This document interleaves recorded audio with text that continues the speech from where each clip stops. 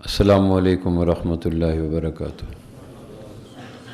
الحمدللہ وحدہ والصلاۃ والسلام علی من لا نبی بعد۔ اگر یہ کہا جائے کہ اللہ کی طرف سے انسانوں کے اوپر برکھ رود کی طرح برسنے والی نعمتوں میں سب سے بڑی نعمت کون سی ہے، اگر یہ سوال کیا جائے، ساون بھادو کی تیز بارشوں کی طرح ہمارے داخل میں، خارج میں، ظاہر میں، باطن میں، آگے پیچھے، اوپر نیچے، خیالات، جذبات، احساسات میں نعمتوں کی ایک موسلا دھار بارش برستی ہے ہر آن ہر گھڑی۔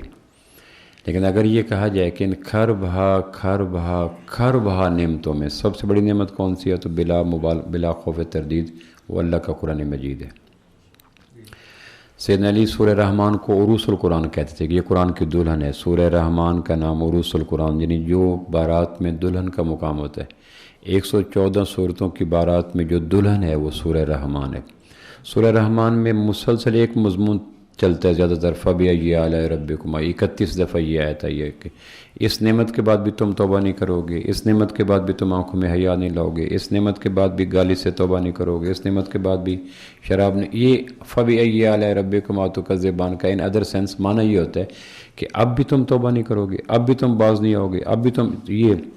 اس میں سب سے پہلی نعمت جو بیان ہوئی ہے سورہ رحمان میں، الرحمن علم القرآن، یہ یہاں سے آغاز ہوتا ہے۔ رحمان وہ ہے جس نے تمہیں قرآن دیا، تو سب سے بڑی نعمت قرآن ہے۔ جس آدمی کو دنیا کی ہر چیز مل جائے قرآن نہ ملے تو یہ ایسا ہی ہے جیسے ایک آدمی کو چھلکے مل جائیں، سیپیاں مل جائیں، گھونگے مل جائیں، لیکن اصل نہ موتی نہ ملیں، ہیرے نہ ملیں، جواہرات نہ ملیں، مغز نہ ملے، تمناؤں میں الجھایا گیا ہوں، کھلونے دے کے بہلایا گیا ہوں۔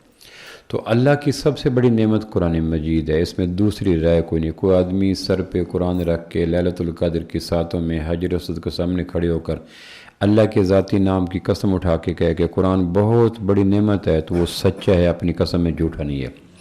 امام شافعی رحمہ اللہ کے قول ہے کہ اگر کوئی آدمی اپنی بیٹی کو قرآن دے دے شادی کے موقع پر جہیز کے عالم میں، اور کہے کہ میں نے بیٹی کو دونوں جہانوں کی ساری نعمتیں دے دی، تو وہ سچ ہے اگر وہ قرآن دے دے، قرآن یعنی بک فارم کی صورت میں، اور اگر قرآن کا فہم دے، علم دے، عمل دے، ذوق دے، اشاعت دے، تبلیغ دے، گہرائی دے، گہرائی دے، تو پھر تو معاملہ کچھ اور ہے۔ سمپل بک فارم میں قرآن مجید پہلے کے زمانے میں تھا۔ امام غزالی کہتے ہیں ہمارے زمانے میں بچیاں بالغ ہونے سے پہلے اپنے ہاتھ سے قرآن خود لکھا کرتی تھی، جہیز کا قرآن خود لکھتی تھی۔ جب قرآن مکمل ہو جاتا تو میں کہتی بچی نے اپنا جہیز مکمل کر لیا۔ 1000 سال امام غزالی کی تاریخ 405 ہے۔ 1000 سال کے بعد ہمارے خاشع خیال سے نکال گیا کہ قرآن مجید بھی کوئی نعمت ہے، یعنی بچیوں کا قرآن مجید اپنے جہیز سے باقاعدہ بچیاں دیتی تھی کہ میں نے اپنا جہیز کا سامان تیار کر لیا، کیا مقصد میں نے قرآن مجید اپنے ہاتھ سے لکھ لیا۔ اور اگر یہ کہا جائے کہ قرآن مجید کے اندر قرآن نعمتوں کا مجموعہ ہے، دنیا آخرت کی کوئی ایسی مسئلہ نہیں ہے جس کا حل قرآن نے بتلایا نہ ہو، لیکن اگر کہا جائے کہ قرآن مجید کی طرف سے ملنے والی نعمتوں میں سب سے بڑی نعمت کون سی ہے، قرآن نے جو نعمت دی، اخلاق دی، عقائد دیے، عبادات دیے، معاملات دی، معاشرت دی، خلوت دی، جلوت، سب کچھ دیا۔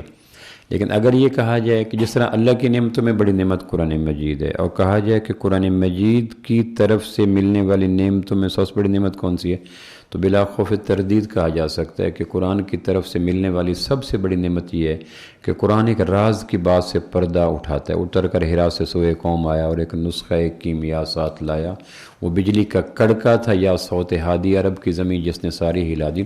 قرآن کی 114 صورتیں اور 540 رکوع اور 6666 آیات میں سب سے جو شاندار اپنے ذوق کی بات کر رہا ہوں، یعنی یہ نہیں کہ اس میں کوئی اور تقابل کر رہا ہوں، میرے ذوق کے مطابق قرآن کی طرف سے ملنے والی نعمتوں میں سب سے بڑی نعمت یہ ہے کہ قرآن نے اس بات کا 2 اور 2 4 کی طرح میتھمیٹیکلی ریاضیاتی اسلوب پر جواب دیا کہ تمہارے اوپر جو پریشانیاں آتی ہیں، بیوی کے روپ میں آتی ہے، بچوں کے روپ میں آتی ہے، معاش کے روپ میں آتی ہے، اخلاق کے روپ میں آتی ہے، بیماری کے روپ میں آتی ہے، ذات کے روپ میں آتی ہے، جس کسی روپ میں، ہم تمہیں بتائیں کہ تمہاری ان بیماریوں کے روٹ کاز کیا ہے، تمہاری ان پریشانیوں کا سبب کیا ہے۔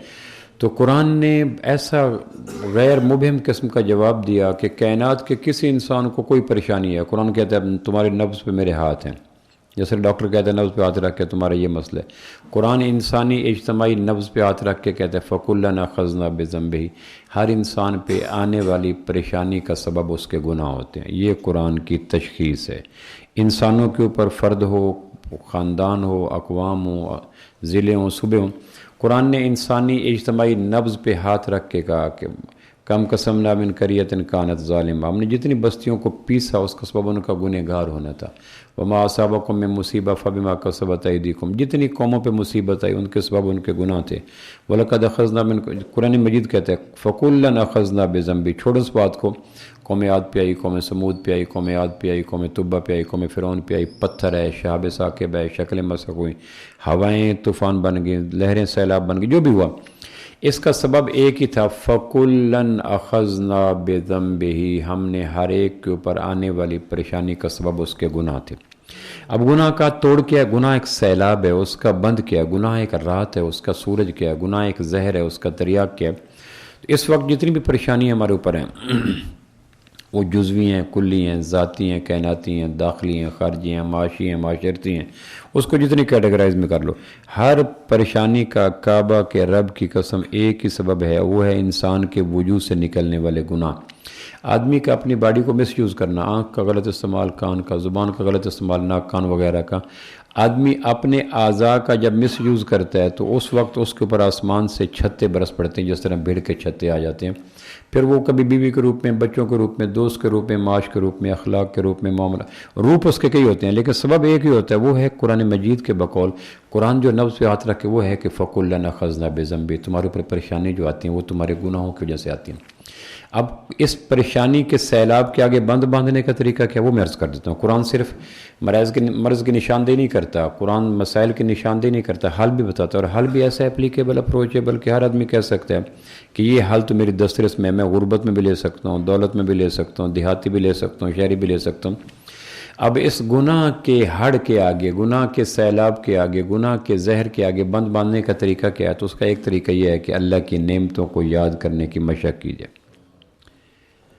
جس آدمی کو یہ ذکر مل گیا، یہ تسبیح مل گئی، یہ ذوق مل گیا، یہ شعور مل گیا، فکر و وجدان کی یہ آگہی مل گئی کہ میں نے اپنی نعمتوں کو یاد کرنا ہے، جو آدمی اللہ کی نعمتوں کو یاد کرنے کی روش پہ چل پڑتا ہے، گویا دیر یا سویر اس کے گناہوں کے سیلاب کے آگے بند باندھنے کا انتظام ہو جاتا ہے۔ دنیا کا کوئی انسان یہ نہیں کہہ سکتا کہ میرے اوپر نعمت نہیں ہے، ہر نعمت اتنی یونیک ہے، اینٹیک ہے، قیمتی ہے کہ مت پوچھیں۔ یونان کا ایک تاجر تھا، کتابوں میں لکھا ہوا کہ اوناسس اس کا نام تھا، یہ جان ایف کینیڈی جو امریکن پریزیڈنٹ تھا جب قتل ہوا تو اس کی بیوی کو کئی لوگوں نے شادی کا پیغام بھیجا، امریکن پریزیڈنٹ کی بیوی کو شادی کا پیغام بھیجنا، تو پھر بالآخر اس نے بھی بھیجا۔ یہ اوناسس یونان کا رہنے والا تھا، اولیو گرین کا کاروبار کرتا تھا، بحری جہازران کی کمپنی تھی، اس نے بھی پیغام بھیجا اور پھر اس کی شادی ہو گئی جان ایف کینیڈی کے ساتھ۔ Richest person of the world declare ہوا، دنیا کا امیر ترین آدمی اپنے دور میں اوناسس تھا۔ آخری دنوں میں اس کی آنکھوں کی پلکوں پہ وائبریشن پہ فالج کر گیا، یہاں جو پلکیں ہیں وائبر، یہ انسان کی آنکھوں، اس کے اوپر پلکوں کے اوپر اس کا فالج گر گیا۔ اب یہ پلکیں ایک دن میں 43,300 دفعہ اوپر نیچے ہوتی ہیں، خود کار مشین ہے۔ آنکھوں کی سطح کو صاف کرنے کے لیے 43,003 دفعہ 16 گھنٹے میں انسانی پلکیں اوپر نیچے ہوتی رہتی ہیں۔ آج تک میڈیکل سائنس آنکھوں کے اوپر ایسا وائپر نہیں بنا سکی جو اتنا شفاف ہو، حساس ہو کہ آنکھوں کی سطح کے اوپر خراش کوئی نہیں، اور 43,003 دفعہ ایک آدمی ڈیلی حالت بیداری میں آنکھوں کو اوپر نیچے کرتا ہے، مور اور لیس 43,000 دفعہ۔ تو آخری دنوں میں اس کا ایک قول تھا کہ نعمت اگر فجی میں ہو یا کینیڈا میں، ناروے میں ہو یا ڈنمارک میں، 7 بر اعظم کے کسی ملک کے کسی خطے پہ نعمت ہو، مجھے کہو، میرے پاس سورسز ہیں، وسائل ہیں، رسائل ہیں، میں اس نعمت کو وہاں سے لے کر اپنے قدموں میں ڈھیر کر سکتا ہوں۔ یہ اس کو اپنا زوم تھا، پیسے پر، پی آر پر۔ پھر جان ایف کینیڈی کی مسز کے ساتھ شادی ہونے کے بعد اس کو پولیٹیکل اپروچ بھی مل گئی، تو دنیا کا امیر ترین آدمی۔ پھر قدرت نے اس کے اس قول کے فرعونیت کو نکالنے کے لیے کہا شرق غرب چھوڑو، فجی کینیڈا ناروے ڈنمارک چھوڑو، تمہاری آنکھوں کی پلکوں کے اوپر ہم ایک ایسا حالات لانے والے ہیں، تمہارے پاس اگر پی آر ہے، میڈیکل ہے، مال ہے، دولت ہے، دانش ہے، تو اس آنکھوں کے وائپر کو ٹھیک کر دو۔ تو آنکھوں کے وائپر گر گیا، پھر اس کو سائن کرنے کے لیے یوں کھولتا تھا اور سائن کرتا تھا، پھر آخر پہ مسلسل کر کے اس کی آنکھوں کے سارے رنگ دار کیمرے ڈیمیج ہو گئے، صرف بلیک اینڈ وائٹ رہ گیا۔ مجھے جو آپ کو نظر آتے ہیں 26 لاکھ رنگ انسانی آنکھیں دیکھ سکتی ہیں، 2 آنکھوں کے اندر 26 لاکھ تقریباً کیمرے ہیں، اس کے سارے کیمرے ڈیمیج ہو گئے، صرف بلیک اینڈ وائٹ رہ گیا، صرف باقی رنگ نظر نہیں آتی۔ قرآن مجید میں آتا ہے نا وما ذرا لکم فی الارض مختلفا الوان ہو، تمہارے استھیٹک سینس اور ذوق جمالیات کی تسکین کے لیے میں نے کائنات میں رنگ کتنے بکھیرے ہیں، پودوں کے رنگ، پھولوں کے رنگ، پھلوں کے رنگ، سبزیوں کے رنگ، جانوروں کے رنگ، پرندوں کے رنگ، انسانوں کے رنگ، آسمانوں کے رنگ، پہاڑوں کے رنگ، دریاؤں کے رنگ، سمندر، رنگوں کا ایک جہان پڑا۔ اور اگر رنگوں کا جہان ہوتا اور 26 لاکھ کیمرے نہ ہوتے تو آدمی فیڈ اپ ہو جاتا، تو اس کے سارے کیمرے ایکسپائر ہو گئے، پھر صرف ایک کیمرہ تھا بلیک اینڈ وائٹ اس کا۔ پھر اس نے دنیا بھر کے طبیبوں کو دعوت دی کہ کوئی ہے جو میری آنکھوں کا وائپر از خود ایک دفعہ اٹھے پیرالائز ہو گیا اور ایک دفعہ گر جائے۔ اب ہم روزانہ کتنی دفعہ اس آنکھوں کو اوپر اٹھاتے ہیں؟ میرا نہیں گمان کہ ہم میں سے کسی نے کبھی آنکھوں کے وائپر کو از خود اٹھنے نیچے جانے کو بھی نعمتوں میں شمار کیا۔ نعمت بیوی ہے، بچے ہیں، فیکٹری ہے، گاڑی ہے، کار ہے، مکان ہے، اولاد ہے، عہدے ہیں، ڈیزنیشن ہے، گریڈ، یہ نعمتیں ہیں، لیکن یہ پلکیں یہ نعمت میں نہیں آتی۔ تو اس کی آنکھیں زندگی تنگ ہو گیا، اس کو باد صبا کے جھونکے یوں لگ جیسے تندور بن رہے ہیں، پھول کی پتی یوں لگتی جیسے کسی نے تیز دھار خنجر اس کی آنکھوں پہ پھیر دیو، پریشان رہتا تھا، کیونکہ آنکھوں پر زخم آ گئے، آبلے آ گئے، آنکھ ایک حساس وجود ہے، باہر کی چیز کو برداشت نہیں کرتی، تو پریشان ہو گئے۔ تو آخری دنوں میں پھر بیچارہ پڑا رہتا تھا، دن کو رات ہو جاتی تھی، جو پلکیں گر گئی تو دن کو رات، وائپر بیکار ہو گیا تو پھر اس سلوشن ٹیپ لگائے گی، پھر پریشان ہو گیا۔ پھر آخری وقت ایک ڈاکومنٹری بنائی گئی، اس میں اس کا انٹرویو کیا گیا، تو اس کو پوچھا گیا کہ آپ کی ایٹموسٹ ڈیزائر کیا ہے، سب سے بڑی خواہش کیا ہے؟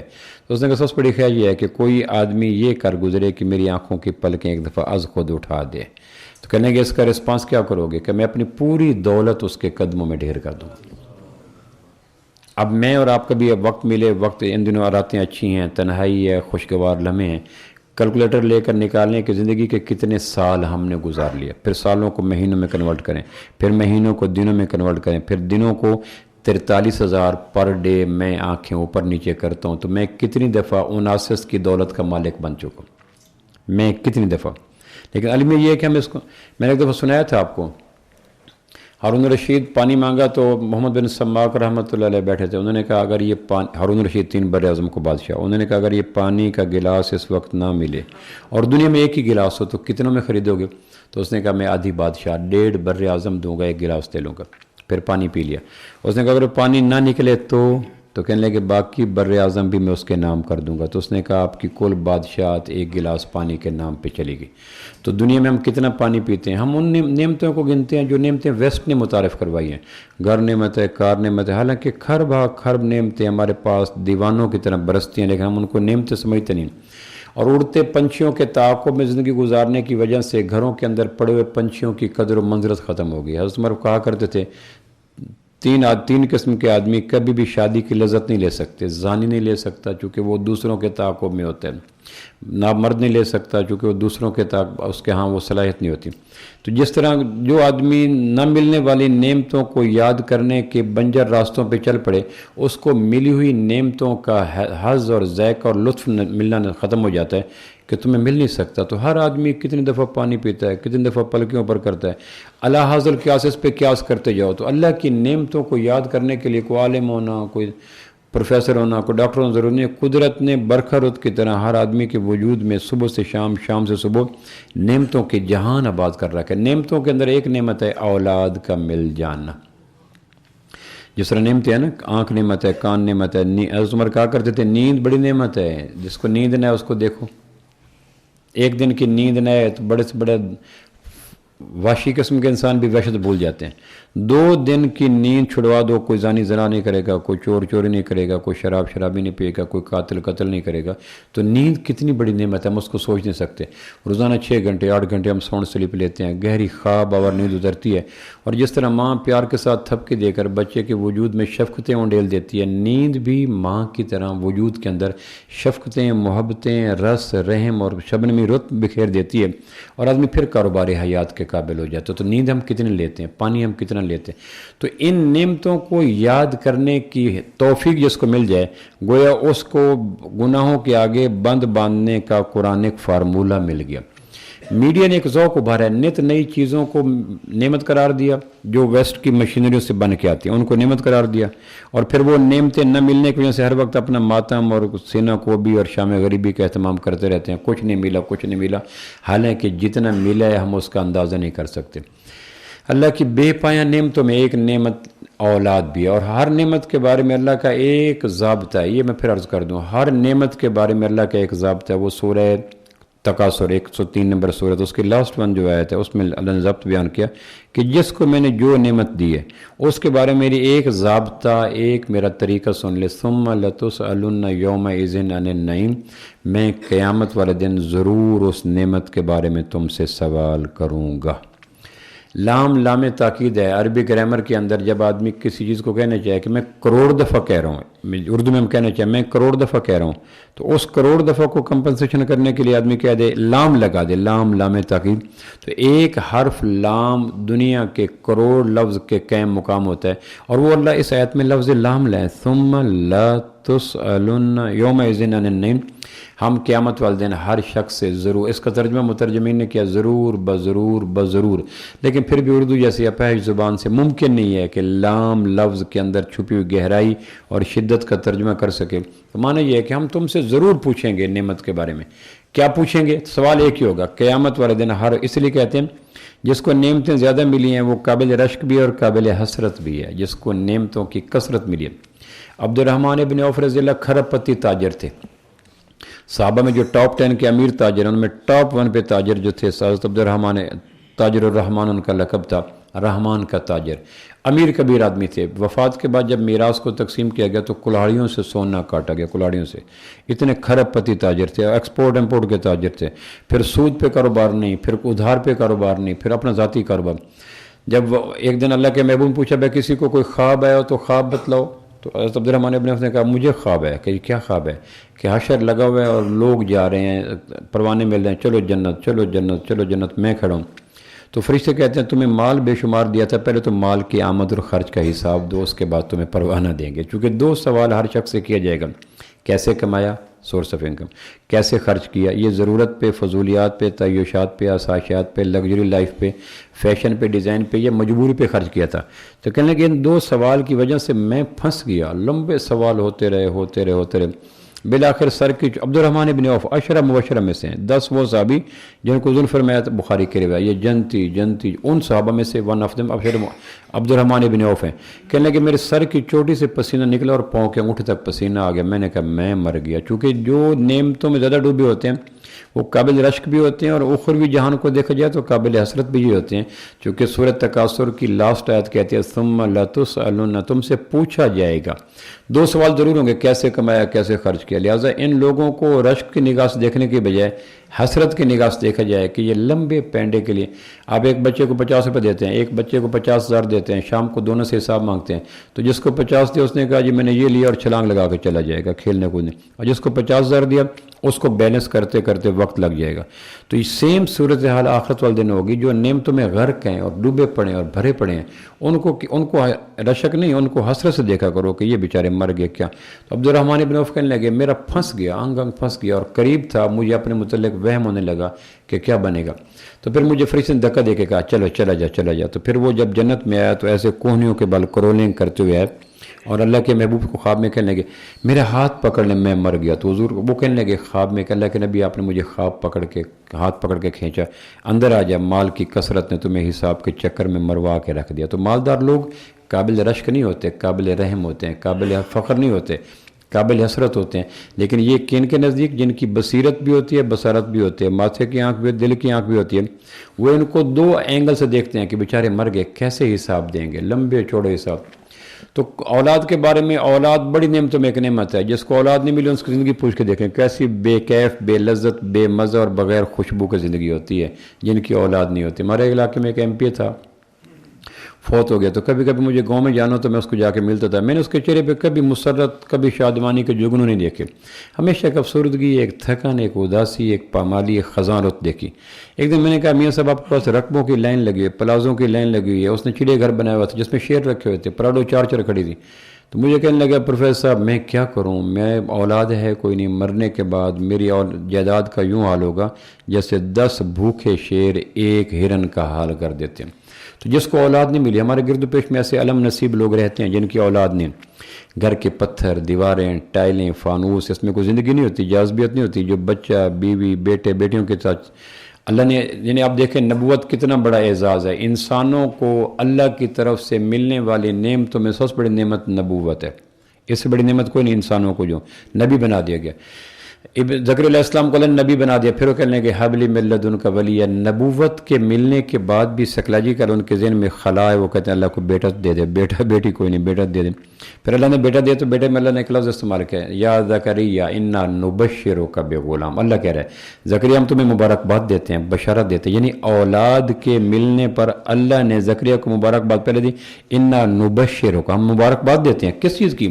یا اللہ نبوت تو مل چکی ہے، رسالت مل چکی ہے، کتاب آ چکی ہے، ویسے وہی پیغمبر کہ نہیں ہم تمہیں ایک بیٹا دے رہے ہیں، بیٹا۔ یعنی آپ اندازہ کریں کہ اللہ جیسی ذات بیٹا دیتے ہوئے زکریا علیہ السلام کو مبارکباد دے رہی ہے، انا نبشرک بغلام۔ تو جس نعمت پہ اللہ بشارت دے، اللہ نے کبھی نہیں بشارت دی کہ تمہیں کار مل گئی، کوٹھی مل گئی، پراڈو مل گیا، 19واں گریڈ مل گیا، 20واں گریڈ مل گیا، کی پوسٹ، یہ کبھی مبارکباد نہیں، لیکن اللہ کی نص کہہ رہے سورہ انا نبشرک بغلام، مبارکباد ہو بھائی، اللہ کی طرف سے مبارکباد قبول کرو، کیا یا اللہ کا بیٹا آپ کو عطا کر دے۔ تو بہت بڑی نعمت ہے اولاد کا مل جانا، قرآن نعمت کرتا ہے۔ حدیث میں آتا ہے کہ اولاد تو جنت کی تتلیاں، تشبیہ دیکھیں، اللہ کے نبی نے فرمایا اولاد تو جنت کی تتلیاں۔ ہم کتنی بے رحمی کے ساتھ تتلیوں کے رنگ اتار دیتے ہیں، پروں کو مسل دیتے ہیں۔ تتلی کی تشبیہ میں کتنی نزاکت، نفاست، ملاحت اور صباحت پائی جاتی ہے۔ تتلی کے رنگ کو اب صرف پروں کو چھو لیں، اب تو تتلیاں رہی نہیں، کس زمانے میں تتلیاں تھیں، اگر 2 انگلیوں کے لمس میں تتلیوں کے پر آ جائیں تو وہ رنگ چھوڑ جاتی تھی۔ تو نبوت کا اولاد کے لیے تتلی کی تشبیہ کا انتخاب، اس میں کتنی گہرائی اور نفاست پائی جاتی ہے کہ اولاد کو یوں ڈیل کرو جس طرح تتلیوں کو ڈیل کرتے ہو، اور تتلی بھی کہاں کی؟ اولاد تو جنت کی تتلیاں ہیں۔ پھر فرمایا اولاد تو جنت کے پھول ہیں۔ تو یہ بہت بڑی نعمت ہے، اور اس نعمت کے بارے میں پوچھ جائے گا ثم لتسألن یومئذ عن النعیم، تمہیں اولاد دی تھی۔ نبی ابراہیم فوت ہوئے، اللہ کے محبوب، اللہ کے نبی احد کی شکست پہ نہیں روئے، لیکن 18 ماہ کی عمر کا بیٹا، ماریہ قبطیہ کا بیٹا، 18 ماہ عمر تھی ابراہیم جب فوت ہوئے، اور آپ کے بازو میں فور، آپ نے بازو کو یوں فولڈ کر کے لگانا چاہا اور بازو لگ نہیں سکے، ہیلدی وجود ہے ابراہیم کا۔ آپ کے بیٹے بڑھاپے میں 61 ایئر کی عمر تھی جب آپ کے یہاں پیدا ہوئے، تو یوں پیدا فولڈ کیا تو آپ کے بازو میں فوت ہو گئے، تو آپ کی آنکھیں ایسے نیاگرا فال بن گئی، روئے اور مسلسل روئے۔ صاحب نے کہا آپ روتے ہیں؟ کہ اب تو اندازہ نہیں کہ آدمی کا کلیجہ پھٹ جاتا ہے۔ یعنی جب حابیل نے مقتول ہوا اور قابیل نے قتل کیا، قابیل پہلا قاتل تھا کائنات کے، اس لیے بخاری کی روایت ہے کہ جرم کے آغاز کرنے والے کو گناہ ہمیشہ ملتے رہتے ہیں، چونکہ پہلا کائنات میں قتل نامی جرم قابیل سے ہوا۔ کائنات میں جب بھی قتل ہوں گے اس کا ایک حصہ قابیل کو ضرور جائے گا، اس لیے حضور نے فرمایا کہ کسی گناہ کے موجد نہ بنو۔ موجد گھر میں بھی بن سکتا ہے، موجد ادارے میں بن سکتا ہے، موجد محلے میں بن سکتا ہے، موجد نہ بنو، چونکہ پھر جو گناہ اس کو کنٹینیو رہے گا، گناہ پھر بچے دیتا ہے، بے اولاد نہیں ہوتا۔ تو جب حابیل قتل ہو گیا تو ابراہیم آدم علیہ السلام اداس رہنے لگے، یہاں تک کہ تعزیت کے لیے جبریل علیہ السلام آدم علیہ السلام کے پاس ہے۔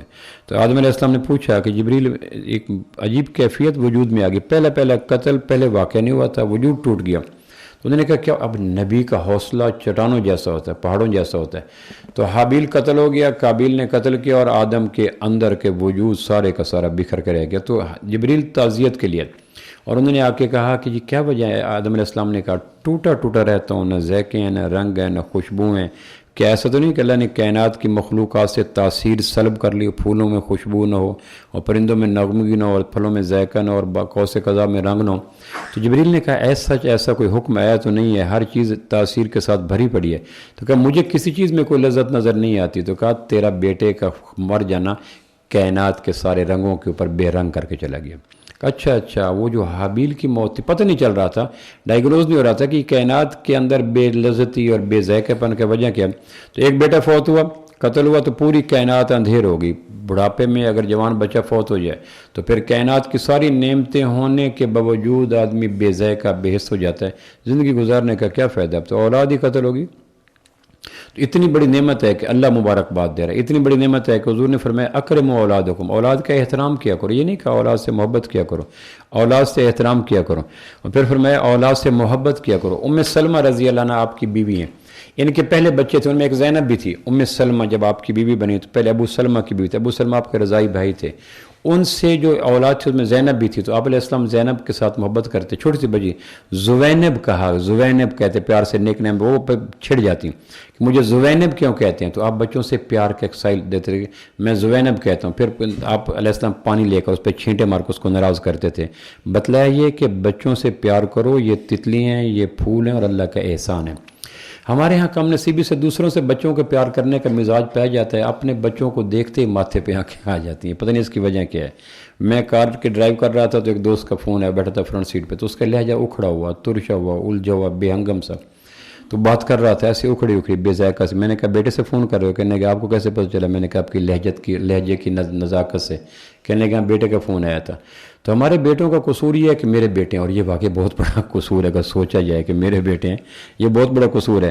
اپنے بچوں سے پیار کیا جائے، اور پیار بھی کیوں کیا جائے؟ قرآن مجید میں آتا ہے۔ تو میں یہ کہہ رہا تھا کہ ثم لتسألن یومئذ عن النعیم، قیامت والے دن نعمتوں کے بارے میں پوچھے، اور سوال ایک ہی ہوگا، نعمت کو منعم کے طریقے پہ استعمال کیا یا نعمت کو اپنے ذوق پہ استعمال کیا؟ سوال ایک ہی ہوگا۔ جس نے نعمت دی، جس نے موبائل بنایا، اس کا حق ہے کہ موبائل کو آپریٹ کرنے کی تعلیمات دے، اور جنہوں نے خریدا ان کے اوپر لازم ہے کہ وہ موبائل کو ان تعلیمات پہ استعمال کریں جو موبائل بنانے والے نے دی، چونکہ اس کے آؤٹ اور ان کو جانتا ہے۔ یہ ایک لاجک ہے، اور دنیا کے ہر موجد کے بارے میں یہ بات تسلیم کی جاتی، جہاز بنانے والا، آبدوز بنانے والا، تو جس نے انسان کو بنایا وہ بھی اسی لاجک کو اپیل کرتا ہے کہ میں نے بنایا، مجھے پتہ ہے، میں نے اس کی آنکھیں اور اندر زبان اور اندر، تو اس کو مہربانی کرو۔ تو نعمت کو منعم کے طریقے پہ استعمال کرنا یہ عقلی اعتبار سے بھی ہے، اور قیامت والے دن ایک ہی سوال ہوگا، یہ جو پانی دیا تھا، یہ جو کھانا دیا تھا، یہ جو پھل دیے تھے، اس کے استعمال کا طریقہ منعم کا تھا یا ذاتی ذوق کا تھا؟ جانوروں میں یہ ہوتا ہے کہ نعمت کو منعم کے طریقے پہ نہیں استعمال کرتے، یاکلون کما تاکل الانعام قرآن مجید میں آتا ہے۔ جانوروں کے اندر شعور ہی نہیں ہے کہ نعمت کو دیکھتے ہوئے منعم کو یاد کریں، لیکن انسان کو کہا گیا کہ نعمت جب ملے نا تو دیکھو کسی نے دی ہے یا اتفاقی آگے کہ دی ہے، تو پھر جس نے دیا اس نے کوئی طریقہ استعمال دیا یا آزاد چھوڑ دیا کہ طریقہ استعمال دیا، کہ طریقہ استعمال کو اوبے کر کے نعمتوں کو استعمال کرنا، اس کو کہتے ہیں نعمت کو منعم کے طریقے پہ استعمال کرنا۔ تو نعمت بڑھ جاتی ہے، لذت بڑھ جاتا ہے، دوام بڑھ جاتی ہے، ہمیشگی بڑھ جاتی ہے، سکون مل جاتا ہے۔ تو قیامت والے دن اولاد کی نعمت کے بارے میں پوچھا جائے گا کہ اس نعمت کو مس یوز تو نہیں کیا۔ تو چند ایک باتیں ایسی ہیں جو تربیت اولاد کے حوالے سے میں کرنا چاہتا ہوں کہ ہم اس کے بارے میں سوال ہوگا، یہ رسم دنیا نہیں ہے، یہ دنیا کی بات نہیں، اس کے بارے میں باقاعدہ اہم سوال ہوگا۔ تربیت اولاد کے بارے میں سب سے پہلی بات یہ ہے کہ اچھی ماؤں کا انتخاب کیا جائے۔ گھر بناتے ہیں تو اچھا مستری، کپڑے سلاتے ہیں تو اچھا درزی، کوک رکھتے ہیں کھانا پکا اچھا کوک، ہوٹل پسند کرتے ہیں اچھا فلاں، لیکن جس گود نے ایک نئی نسل کو پالش کر کے، بیوٹیفائی کر کے، بیلنس کر کے، متوازن کر کے تیار کرنا ہے، اس کے انتخاب میں بھی اس چیز کا خیال رکھا جائے۔ حضرت عمر کے پاس ایک آدمی آیا کہ میرا باپ تھا کہ میرا بیٹا میرا حق ادا نہیں کرتا، تو حضرت عمر کا مزاج تھا، بلا لیا فوراً، بھئی تیرا باپ شکایت کر رہا ہے۔ تو اس بیٹے نے ایک سوال داغ دیا، وہ سوال میں آج کے والدین کے نام کرنا چاہتا ہوں۔ اس نے کہا یہ بتائیں کہ والدین کے فرائض پہلے ہوتے ہیں یا حقوق پہلے ہوتے ہیں، رائٹس پہلے ہوتے ہیں یا ڈیوٹیز پہلے ہوتے ہیں؟ تو وہ تو پتاشے کی طرح کھور گیا کہ والدین کے فرائض پہلے ہیں اور حقوق بعد میں، یا والدین کے حق پہلے ہیں اور فرائض بعد میں؟ حضرت عمر نے کہا والدین کے فرائض پہلے ہیں، ڈیوٹیز پہلے ہیں۔ تو کہ کیا فرائض ہیں؟ تو اس نے کہا سب سے پہلے فرائض یہ ہے کہ اچھی ماں کا انتخاب کرے، جو بچے کو پالش کرے، گرومنگ کرے، کونسلنگ کرے، تراش خراش کرے، تہذیب کرے، آنکھوں دیکھنا، بولنا، سوچنا ٹھیک کرے۔ تو کہیں جی میرے باپ نے میرے لیے ماں کا انتخاب کیا تھا، ایک طائفہ کا، ایک رقاصہ تھی، ایک کنجری تھی، اس کے فیچر اور خد و خال اس کو پسند آ گیا۔ اس نے کہا یہ تو اس نے اپنے جنسی جذبے کی تسکین کے لیے شادی کی تھی، میری تربیت کو اس نے بیچ میں رکھا ہی نہیں تھا۔ جانوروں کے حوالے سے بھی نسب کا خیال رکھ، کس گھوڑی کی بھی، یہ گھوڑا کس گھوڑی کا ہے، یہ بھینس، تو جانوروں میں فصلوں میں بیج کا خیال رکھا جاتا ہے۔ تو سب سے پہلا خیال یہ کہ اچھی ماں کا انتخاب کرو۔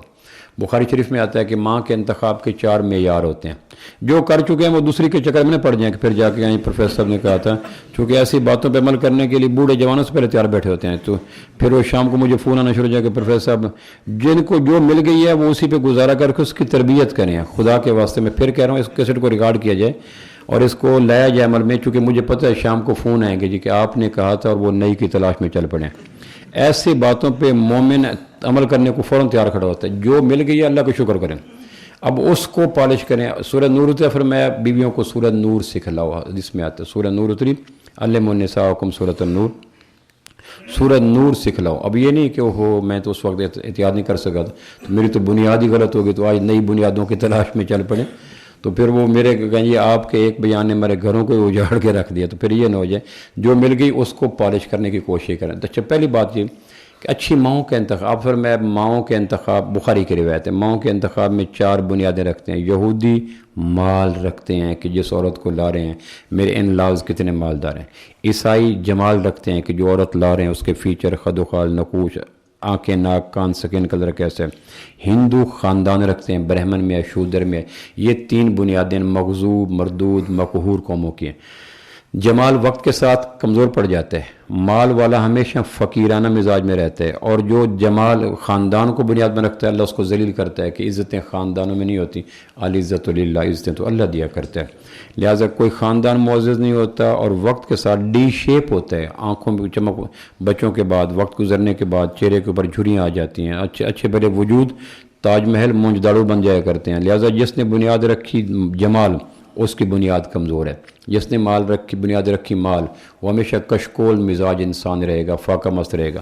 اور جس نے بنیاد رکھی قبیلہ کہ یہ قبیلہ بڑا عزت والا ہے، تو اللہ اس کو ذلیل کر کے دکھائے گا کہ عزتیں قبیلے میں نہیں ہوتی، عزتیں میرے آمنہ کے لال میں ہوتی ہیں صلی اللہ. اور چوتھی بنیاد یہ ہے کہ بیویوں کے انتخاب میں دین کو بنیاد رکھو. اس کا اخلاق کیسے ہے، غیرت کیسی، حیا کیسی، عصمت کیسی، وفا کیسی، دینی شوق کیسے. اگر بیویوں کے انتخاب میں آنے والی نسل کو بنیاد رکھیں گے تو اللہ اس میں جنسی ذوق کی تسکین بھی دے گا، نسل نو کے سنوارنے کے اہتمام بھی کرے گا. حضرت عمر رات کو گشت کر رہے تھے تو رات کے پہلے پہر میں وہ گوہر تابدار مل گیا. دستک دے کے کہا کہ اندر آ کے دودھ میں پانی ملا دو. تو کہا نہیں اماں، عمر نے منع کیا. تو حضرت عمر نے اپنے غلام اسلم کو کہا کوئلے سے دائرہ لگا دو. رات کی تاریکی میں وہ گوہر تابدار مل گیا جس کی تلاش میں سرگرم تھا. پھر اس سے اگلے نے بیوی بھیجا ام کلثوم کو کہ جا کے پتہ کر کے آؤ کہ اس بچی کی کہیں انگیجمنٹ تو نہیں ہوگی، کیونکہ شریعت نے منع کیا انگیجمنٹ کے اوپر انگیجمنٹ کرنا، سودے کے اوپر سودا کرنا، یہ منع کیا. اس میں جیلسی اور دشمنی پیدا ہوتی ہے. تو وہ گئے اور جا کے دیکھا کہ اس کی نئی لڑکی متعلقہ ہے، اس کی کہیں بات نہیں چلی. تو حضرت عمر نے کہا یہ اس قابل ہے جو رات کے اندھیرے میں اللہ کو یاد رکھتی ہے، اس سے کوئی خیر ہی پیدا ہوگی. بنیاد یہ رکھ دی. تو حضرت عمر نے کہا کہ تم کیسا لے کے آئے ہو ماں کے؟ اس نے کہا یہ رقاصہ ماں کا انتخاب. حضرت عمر نے کوڑا اٹھا لیا اس باپ کے مقابلے میں کہ اپنے حق مانگتا ہے، مجھے حق تو اپنے فرائض پورے کرتا نہیں. یہ کہاں سے تربیت لیتا؟ تربیت لینے کے لیے جس گود کا انتخاب کیا تھا وہ گود تو رقاصہ تھی، گلوکارہ تھی، عصمت فروش تھی، بدن بولی تقسیم ہونے والے تھی. وہ اس کے اخلاق کیا سنوارتی؟ جس دامن میں 100 چھید ہوئے اس دامن کا پھیلانا کیا. تو حضرت عمر نے پھر اس لڑکی کی شادی عاصم بن عمر سے کر دی، وہ جو رات کو کہہ رہی تھی دودھ میں پانی ملا لو. حضرت عمر، بخاری کی روایت ہے، حضرت ابراہیم علیہ السلام ملنے کے لیے گئے اسماعیل علیہ السلام کو، تو شادی ہو چکی تھی، بڑے ہو گئے تو گھر میں نہیں تھے. بخاری کی روایت ہے. تو بیوی سے کہنے لگا، اس کی بہو ملی، کہنے کہ بیٹا کس کی بیوی ہو؟ کہ اسماعیل کی. اچھا یہ نہیں بتایا کہ میں اسماعیل کا باپ ابراہیم ہوں، وہ جانتی نہیں تھی. تو کہنے کہ کیسے گزر بسر ہو رہی ہے؟ اس نے کہا یہ بڑی پریشانی ہے، مشکل حالات ہیں، اسماعیل سارا دن یہاں چلا جاتا ہے وہاں چلا جاتا ہے. تو کہنے کہ اچھا پھر گزر بسر کرنے. تو ابراہیم علیہ السلام محسوس کر لیا کہ بیوی کے لب شکوے سے آلودہ ہیں، اور شکوے سے لبریز خاتون کبھی صالح اولاد کی بنیاد نہیں بن سکتی. تو پہلی دفعہ بخاری کی روایت ہے، پہلی دفعہ حضرت ابراہیم علیہ السلام نے یہ تشبیہ استعمال کی کہ اپنے شوہر سے کہنا، ایک بوڑھا آیا تھا اور وہ کہہ رہا تھا گھر کی چوکھٹ بدل لینا، یہ چوکھٹ اس قابل نہیں ہے کہ گھر کی حفاظت کر سکے. چوکھٹ کو پتہ ہوتا ہے اندر کیا جا رہا ہے. ہر چیز جو گھر کے اندر جاتی ہے بذریعہ چوکھٹ جاتی ہے، اور ہر چیز جو گھر سے نکلتی ہے بذریعہ چوکھٹ جاتی ہے. اور اگر چوکھٹ نہیں ہے تو 4 دیواریوں کے بغیر بھی گھر انسیکیور اور غیر محفوظ ہوتا ہے. تو پہلی دفعہ تشبیہات کے جہان میں بیوی کے لیے چوکھٹ، اس چوکھٹ پہ غور کریں کہ چوکھٹ اچھی بدلو. اگر چوکھٹ کمزور ہو گئی تو پھر اسماعیل علیہ السلام ہے تو انہوں نے آ کے پوچھا کہ انہوں نے بتایا کہ ایک بوڑھا بابا آیا تھا، پھر تو نے کیا بات کی؟ کہ میں نے یہ بات کی. کہ پھر اس نے کوئی پیغام دیا کہ اس نے کہا چوکھٹ بدل لو مناسب. تو اچھی بیویوں کا انتخاب کیا جائے نسل نو کے لیے، اپنے جذبات کو، شدت کو، شہرت کو، شہوت کو بنیاد نہ بنایا جائے، بنیاد رکھا جائے کہ اس میں میری نسل نے جنم لینا ہے. مستری خوبصورت نہ ہو لیکن مستری کمپیٹنٹ ہو، مکان کے بنانے میں ماہر ہو، تو ہم اس کے آؤٹ لک کو نہیں دیکھتے کہ یہ بھدا ہے، چھوٹا قد ہے. ہم کہتے ہیں اگر کام میں ماہر ہے تو. بیویوں کے لیے انتخاب کرتے ہو کہ یہ بیوی نسل نو کے اخلاق، عبادات، معاملات کا انتخاب. دوسری چیز جو تربیت اولاد کے لیے ضروری ہے وہ یہ ہے کہ جب عورتیں امین بن جائیں کسی کی امانت کی، یعنی باردار ہو جائیں، یعنی پریگننٹ ہو جائیں، تو پھر اس زمانے کو تربیت، اب ماہرین نفسیات کہتے ہیں کہ عورت جو سوچ رہی ہوتی ہے پلنے والے بچے کی شخصیت میں وہ چیزیں غیر محسوس انداز سے پینیٹریٹ کر رہی ہوتی ہیں۔ اگر ٹف ٹائم دینا ہے، پریشانی دینی ہے، اذیت دینا ہے، لقمہ حرام دینا ہے، تو جو عورت زمانہ حمل میں تناؤ میں رہے گی، بے چینی میں رہے گی، پریشانی میں رہے گی، ماہرین نفسیات کہتے ہیں سگریٹ پینے والے، گالی دینے والے، ناخن کاٹنے والے، الجھے رہنے والے، امبیلنس شخصیات، یہ وہ ہوتی ہیں جن کی ماؤں کو زمانہ حمل میں تناؤ کے زمانے سے گزارا گیا۔ جو وہ سوچتی تھیں، اگر وہ پریشانی میں تھیں، ڈپریشن میں تھیں، ٹینس میں تھیں، رقم حرام میں تھیں، اس لیے فقہا کہتے ہیں کہ شادی کے بعد اگر گھر کا سکون چاہتے ہو تو پہلا کام یہ کرو، اگر اللہ توفیق دے تو گھر الگ کر لو۔ ہر بچے کی شادی سے پہلے اگر ماں باپ کے لیے پاسبل ہو تو گھر الگ کر دیں۔ ایک گھر میں رہتے ہوئے سکون ایسے مشکل ہے جیسے پنبہ و آتش میں آشتی محال ہے۔ ہرن اور شیر میں اگر صلح ہو سکتی ہے تو ساس اور بہو میں صلح ہو سکتی ہے۔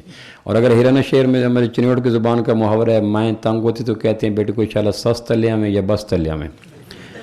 یہ چنیوٹ کا محاورہ ہے، وہ کہتے ہیں یا سس تلیا میں، تو فوراً کہتے ہیں بس ٹھیک ہے، بس ٹھیک ہے، بس۔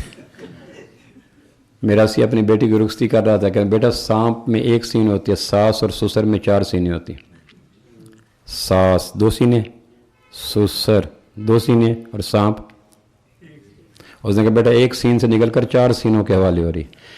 اگر گھر کے اندر پیگننسی کے ماحول کے بعد، ایران کے لوگ جب بچی عورتیں حامل ہو جاتی تو باغوں میں لے جاتے، پھولوں میں رہتے، بلبلوں کے نغمے سناتے، خوشگوار ماحول میں، تو بچے حسین پیدا ہوتے، متوازن پیدا ہوتے، چونکہ ماں کی سوچوں کا اثر بچوں پہ جاتا ہے۔ یونان کے لوگ ان ایام میں خواتین کو ریاضی کے اور الجبرا کے مشکل سوال حل کراتے تھے تاکہ جینیس اور ذہین بچے پیدا ہوں۔ ان کی سوچ اس دور میں اس طرح کی۔ حضور نے فرمایا جب بچوں کی ماں حاملہ ہو جائے تو پھر ان کو سورہ بقرہ اور سورہ رحمان سنایا کرو، اس میں ایک پاکیزگی ہے، طہارت ہے، مثبت پن ہے، سپرے ہے، غلط۔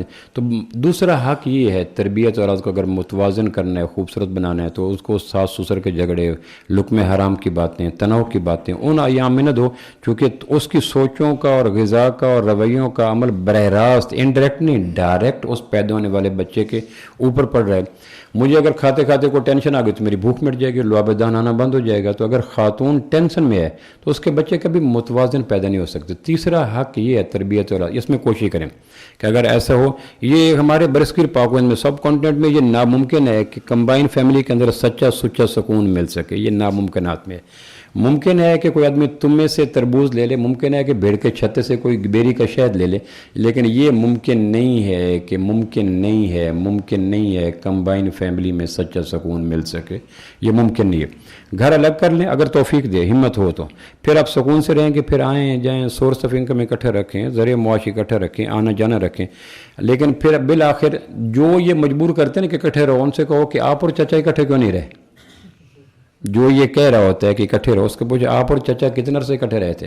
وہ کہے کہ 2 سال کے بعد۔ تو کہ مہربانی کرو، آپ دودھ سینے کے دودھ والی نسل تھے، ہم فیڈر کی نسل ہیں، ہم تو نہیں رہ سکیں گے اتنا۔ اس لیے اگر تعدیر بچوں کو متوازن پیدا کرنا چاہتے ہیں تو اس کے لیے ضروری ہے کہ ہم خواتین کو ان ایام میں سکون دیں۔ تیسرا حق یہ ہے بچے کی تربیت ابھی اولاد کا کہ جب بچہ پیدا ہو تو مسلم کی روایت ہے کہ شیطان آ کے کچوکے مارتا ہے یہاں پہلوؤں میں، جس طرح ہم گدگدی کرتے ہیں نا، بچہ پڑا اس یہاں انگلی پھیرتے ہیں تو بچہ منہ کھول لیتا ہے، تو حدیث میں مسلم کی روایت ہے بچہ آ کے کچوکے مارتا ہے۔ کچوکے مارنے کے بعد شیطان منہ کھولتا ہے اور اپنے منہ کے اندر اس کے انگلی ڈال دیتا ہے، انگوٹھا ڈال دیتا ہے تاکہ پہلی گھوٹی میری چلی جائے، تو پہلی گھوٹی کا اثر موت تک رہتا ہے، پہلی خارجی غذا کا اثر موت تک رہتا ہے، آدمی عمر بھر فائٹ کرتا ہے۔ اس لیے صحابہ باقاعدہ گھٹی ڈلوانے کے لیے آپ صلی اللہ علیہ وسلم کے پاس صحابہ کو لاتے تھے، بچوں کو۔ اسما بنت ابی بکر، مدینہ میں پہلا بچہ جو پیدا ہوا ابو بکر صدیق کا نواسہ تھا، عبداللہ بن زبیر، تو حضرت اسما لے کے حضور کہ اللہ کے نبی اس کو گھٹی دیں۔ اس لیے علماء نے لکھا کہ جب بچہ پیدا ہو تو کوئی پاک باز نیک خاتون پاس ہو جو پیدا ہوتے ہی آیت الکرسی پڑھ کے بچے پہ پھونک دے تاکہ اس کی ویکسینیشن ہو جائے، تاکہ وہ بچہ سیکیور ہو جائے، وہ آسمانی حالے میں آ جائے، تاکہ شیطان اس کو گھٹی نہ دے سکے۔ اور اگلا یہ ہے کہ پیدا ہوتے پھر اذان اور تکبیر دے کر بچے کے لاشعور میں اللہ کی وحدانیت ڈال دی جائے۔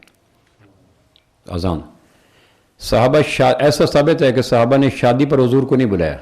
عبد الرحمن بن عوف کے قمیض پہ رنگ پڑا ہوا تھا. ہمارے دیہاتوں میں جب شادی ہوتی ہے نا تو رنگ پھینکتے ہیں, ایک ثقافت ہوتی ہے, علاقائی ثقافت ہوتی ہے.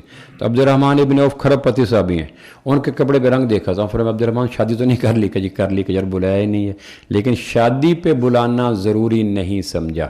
لیکن بچے کی اذان کے لیے حضور کے پاس لے جاتے تھے, حالانکہ صحابہ کو اذان آتی تھی. وہ جانتے تھے کہ اذان دینے والا جتنا مواحد ہوگا بچے کے وجود میں اتنے روشنیوں کا سفر چلا جائے گا.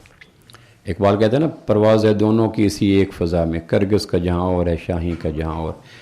الفاظ و معانی میں تفاوت نہیں, لیکن ملا کی اذان اور مجاہد کی اذان اور.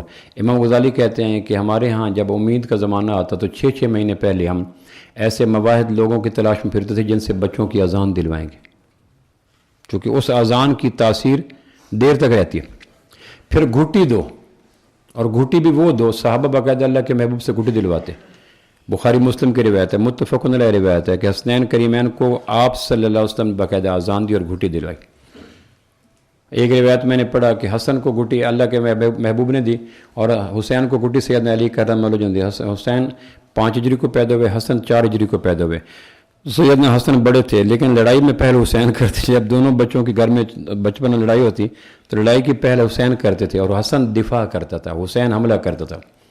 حسن آفینسو, حسین ڈیفینسو, حسین آفینسو ہوتا تھا, حملہ آور. تو ایک دفعہ سیدہ فاطمہ نے شکایت کی کہ آپ حسین کو سمجھائیں, چھوٹا ہو کے حملے میں پہل کرتا ہے, حسن ہمیشہ بچاؤ کی کوشش کرتا ہے. آپ فرمایا میں کیا کروں, اس کے اندر حیدر کی گھٹی ہے, اس کے اندر محمد کی گھٹی ہے. گھٹیوں کا اثر پڑتا ہے. ہمارے یہاں اللہ کو شکر ہے ہمدرد کی گھٹی ہے, جو ملی منہ میں ڈال دی, سامنے میڈیکل سٹور سے ملی, انگوٹھے پہ رکھی ڈال دی. تو ہم نے ان کا بچپنا خراب کیا, انہوں نے اگر بڑھاپا خراب کیا تو نیندرا ہی ملا, کوئی گڑبڑ تو نہیں ملی. اجاڑ موسم میں ریت دھرتی پہ فصل بوئی تھی چاندنی کی, اب اس میں اگنے لگے اندھیرے, تو جی میں کیسا ملال رکھنا. ہم نے بچپنے کے بگاڑنے میں کوئی کسر نہیں چھوڑی.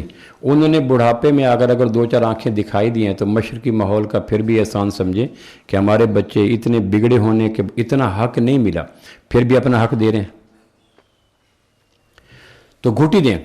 امام غزالی کہتے ہیں ہمارے ہم جب بچے کی ولادت کا وقت آتا تو ہم مجاہدین کے پاس جاتے, علماء کے پاس جاتے, شہداء کے ورثاء کے پاس جاتے, اولیاء کے پاس جاتے, شب بیداروں کے پاس جاتے, گھٹی پہ دم کراتے تاکہ گھٹی کے اندر ایک گلدستہ پیدا ہو جائے, اور پہلی جانے والی غذا ہمہ قسم کی گھٹیوں سے ملوث ہو.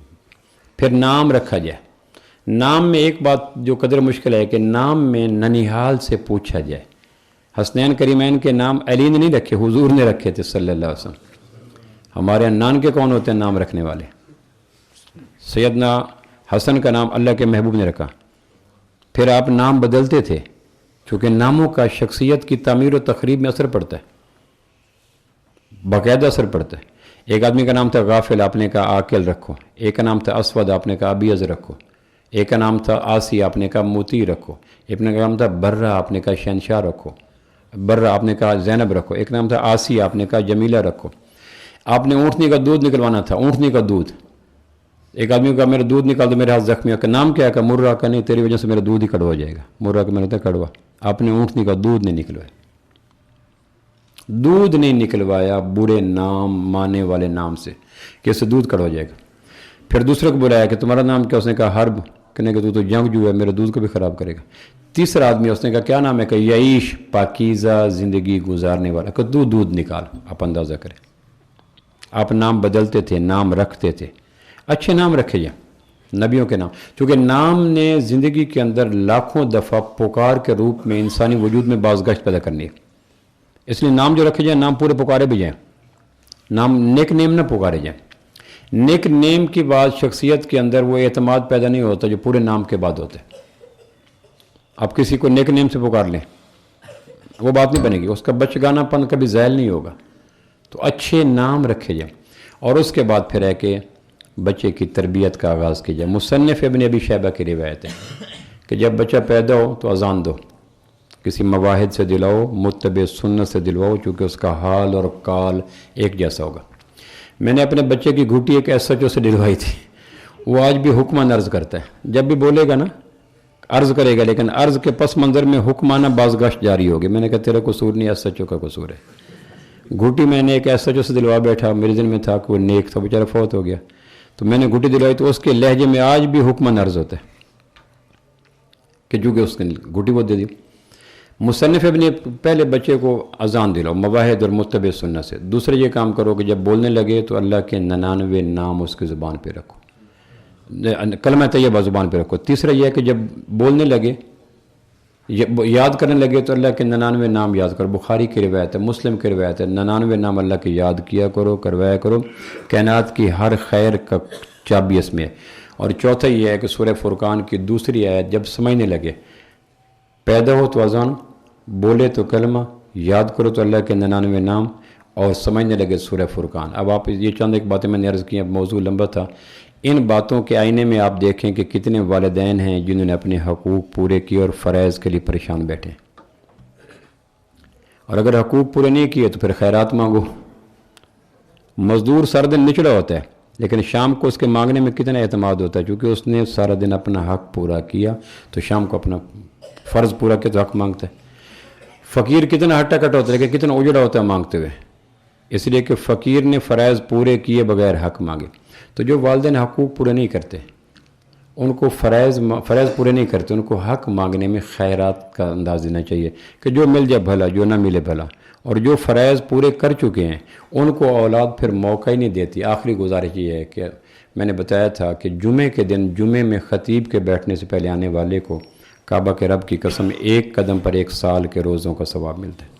کعبہ کے رب کی قسم اسی 1 قدم پر 1 سال کے راتوں کے پورے مقبول قیام کا ثواب ملتا ہے، 1 قدم پر۔ کچھ دوست آ رہے تھے 2 منٹ لیٹ، جب میں گفتگو شروع کر رہا 2 منٹ لیٹ آتے ہیں تو میرے وجود کے اوپر ایسے سانپ دوڑنے لگ جاتے ہیں کہ یہ 2 منٹ کا لیٹ اس کو اندازہ نہیں کہ کتنا پیچھے کر گیا۔